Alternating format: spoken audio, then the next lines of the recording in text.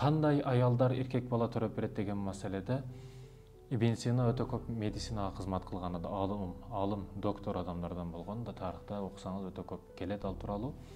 Бул адам Хамаданидан качып, бир жерге Хамаданидан качты деген сөздөр тараган, келип бир аялдардан бирөөгө келип, эркек киши менен аял кишинин сүйлөшүп жаткан сөздөрүнө кулак салып калат да. Ал табип эркек аял кишиге суроо берет, бир канча суроодо, ал сөздөрдү макулдап жатты да. Бул дагы бул нерсеге таң калып жатты.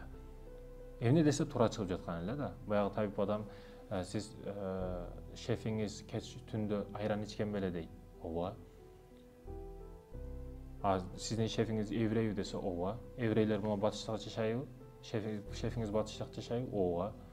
Бардык сөздөрдү макулдап жатты да.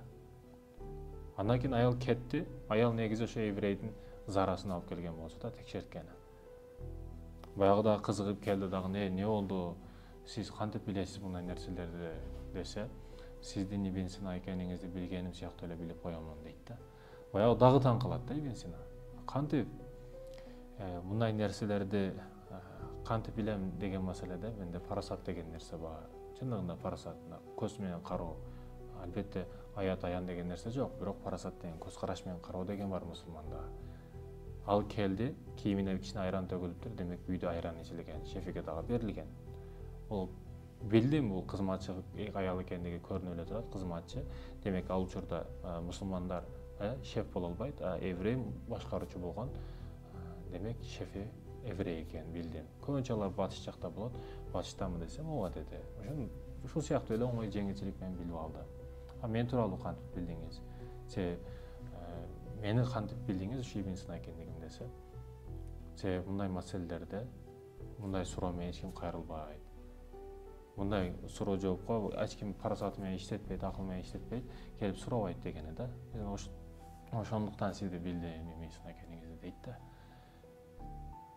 Албетте ар кандай нерселерди жеш маселесинде эркек бала төрөп берет, баягыдай жамактарды күчтүү сухофруктуларды жесе бала төрөп берет экен, башка кылып берет экен деген маселелер.